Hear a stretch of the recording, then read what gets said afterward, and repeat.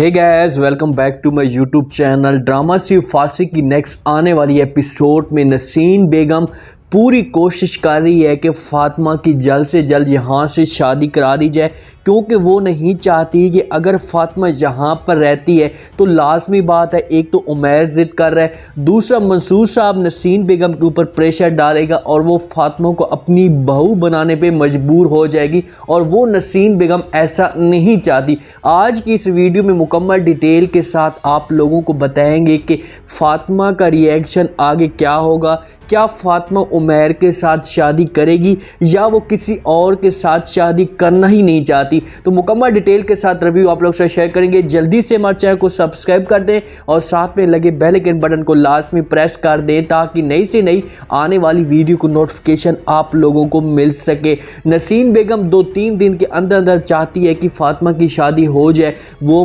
मेहमानों को दावत देती है और उस दावत में ही ये फैसला करती है कि इसकी जो शादी है किस दिन रखनी है, लेकिन फातिमा का दिल नहीं होता। उमैर एक दफ़ा फिर फातिमा के पास जाता है और उसे कहता है कि तुमने शादी तो वैसे ही करनी है, तुम शादी तो वैसे ही कर रही हो, तो इससे बेहतर है कि तुम मेरे साथ शादी कर लो। ऐसे फातिमा उमैर की ये बात सुनती है तो उसे साफ इनकार कर देती है।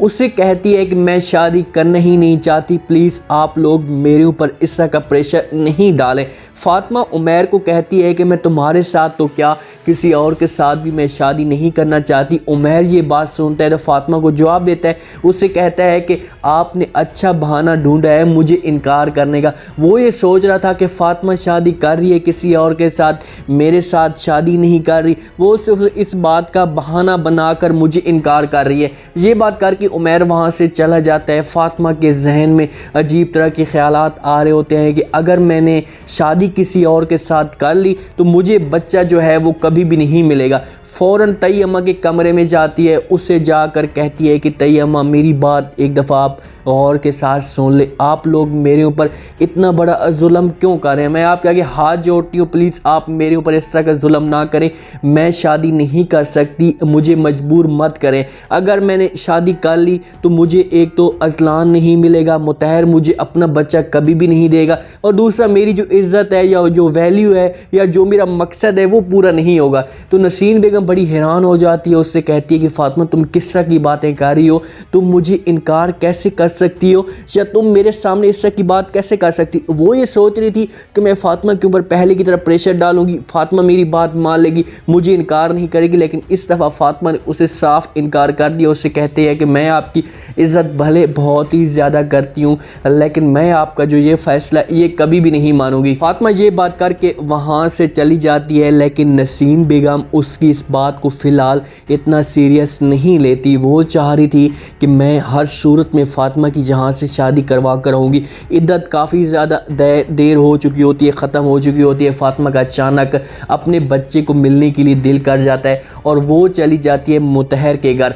मुतहर और अनीका आपस में बैठकर बातें कर रहे होते हैं। अनीका ने मुतहर को ये बात भी बता दी थी कि उमैर ने फातिमा को प्रपोज कर दिया है। इस बात पे भी मुतहर को गुस्सा होता है, क्योंकि वो फासिक होता है तो लाजमी बात है उससे अंदर से एक जेलस महसूस हो रही है, जेलस हो रही होती है कि फातिमा के साथ ऐसा नहीं होना चाहिए। तो वो गुस्से में भी बैठे होते हैं। तो इतने में फातिमा पहुंच जाती है, अनीका देखती है उससे तो बड़ी गुस्से में आ जाती है, हैरान हो जाती है कि फातिमा यहाँ पर फिर नया कोई काम करने के लिए आ गई है। मुतहर भी जब उसे देखते हैं तो चीख उठता है और उससे कहता है कि तुम यहाँ पर, मैंने आपको पहले भी कहा था कि आपका अब यहाँ पर कोई भी नहीं रहता और ना ही आपका यहाँ पर अब कोई ताल्लुक़ है, आपका और हमारा रिश्ता ख़त्म हो चुका है और तुम ये भूल रही हो ये जो बच्चा है ये मेरा है, तुम्हारा नहीं है, तुम्हारा ये ख्वाब कभी भी पूरा नहीं होगा, अजलान मैं तुम्हें नहीं दूंगा। तो फातिमा ये बात सुनती है तो फातिमा भी गुस्से में आ जाती है और अब मुतहर का वहाँ पर गिरबान पकड़ती है, मुतहर की तरफ बढ़ती है, मुतहर का गिरबान पकड़ती है, क्योंकि बच्चे वाला जब फातिमा को ताना मिलता है तो वो गुस्से में आ जाता है।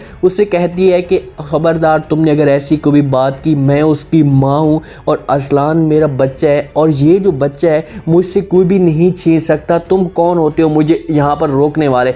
मुतहर गिरबान की तरफ देख रहा होता है, अनीका भी देख रही होती है कि हो सकता है कि आज फातिमा बड़े गुस्से में आई हुई है तो इसके बाद मेरा नंबर भी हो सकता है। वहाँ पर फातिमा का उसका गिरबान छोड़ देती है, वहाँ पर बैठ जाती है आराम के साथ, वहाँ पर वक्त सैमा बेगम भी आ जाती है और उसे वहाँ पर बिठा देती है। सुल्ताना बेगम नसीन बेगम को और भी थोड़ी सी आग लगा देती है और भी उसके दिल में शक पैदा कर देती है। नसीन बेगम आती है, सुल्ताना बेगम को आकर सब कुछ बता देती है। उससे कहती है कि फ़ातिमा के साथ मैंने बात की थी, लेकिन फ़ातिमा ने जो इस रिश्ता है और जो शादी करने जा रही है उससे उसने साफ इनकार कर दिया। उसने कह दिया कि मैं शादी नहीं करना चाहती। ये बात नसीन बेगम सुल्ताना बेगम को कह रही होती है। सुल्ताना बेगम जब ये बात सुनती है तो वो जो मौके का फ़ायदा उठाना चाहती, वो चाहती है कि अब यहाँ पर जो है अहम बात करने वाली होती है। तो सुल्ताना बेगम नसीन बेगम को कहती है कि मुझे पता है कि फ़ातिमा ने इस वजह से इनकार किया है क्योंकि उमैर ने फ़ातिमा को प्रपोज़ कर दिया है, शादी के लिए इनवाइट कर दिया है। ये मैंने अपनी आंखों के साथ देखा है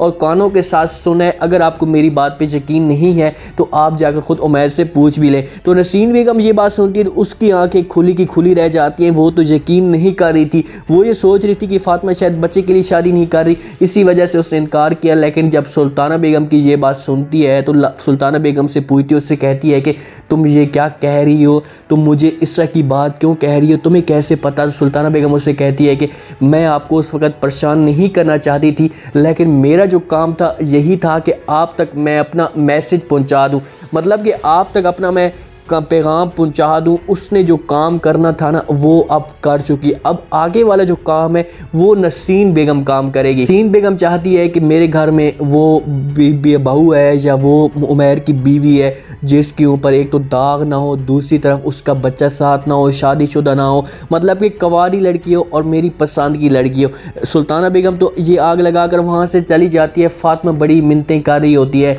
मुतहर की, उसके आगे हाथ जोड़ रही होती है। उससे कहती है कि मुतहर तुम इतने ज़ालिम इंसान ना बनो, तुम इतने ज़ालिम या खुद गर्ज़ इंसान ना बनो। अल्लाह की जो लाठी होती है वो बड़ी बेआवाज़ होती है और जब गिरती है ना तो वो उसकी जो तकलीफ़ होगी तुम्हें एक बर्बाद करके रख देगी। उसके आगे हाथ भी जोड़ रही थी। उससे कहती है कि प्लीज़ खुदा के लिए मुझे अपने बच्चे के साथ मिलने के लिए जाने दो, मैं अपने बच्चे को मिलना चाहती हूँ या देखना चाहती हूँ, क्योंकि वहाँ पर मुतहर ने और अनीका ने उसे रोक कर रखा हुआ है। तो आखिरकार सैमा बेगम को तरस आ जाता है, उसकी आंखों में थोड़ी सी नमी आ जाती है।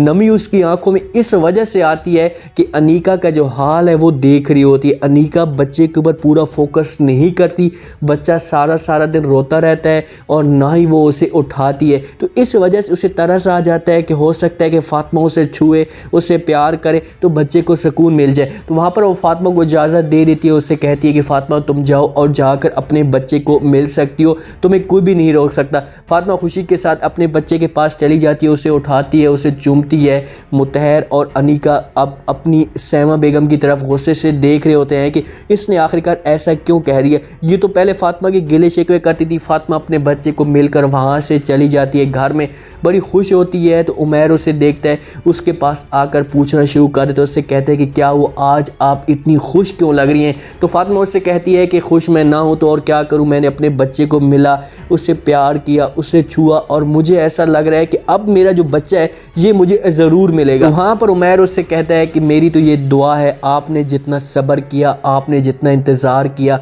तो मैं आपके लिए दुआ करता हूँ कि आपको ये बच्चा मिले। क्योंकि उमैर चाहता है कि फ़ातिमा की आंखों में आंसू ना आए, उसे खुशी नसीब हो, उस जो वो चाहती है। अगर वो मेरे साथ शादी नहीं करना चाहती, अगर वो चाहती है कि उसे बच्चा मिल जाए, तो मैं उसके लिए दुआ करता हूँ कि उससे वो बच्चा मिल जाए। अब यहाँ पर मुतहर की असलियत भी बहुत जल्द आने वाली है, क्योंकि अब सवेरा की जो माँ है उसके जहन में मुतहर का जो नसीन बेगम के मुंह से लफ्ज़ निकला था ना, उस दिन से अब उसके जहन में भी शक आ चुका है। तो उम्मीद है आज का ये रिव्यू, आज का ये प्रोमो आप लोगों को पसंद आया होगा। आपने कमेंट सेक्शन में अपनी लास्ट में दिनों बताना है कि आपको क्या लगता है कि क्या यहाँ पर अब मुतहर को सज़ा मिलने वाली है। कमेंट सेक्शन में अपनी लास्ट में चैनल को लाइक सब्सक्राइब लास्ट में करते हैं। अपना खास ख्याल करें, दुआ में याद रखें। मुझे दीजिए इजाज़त।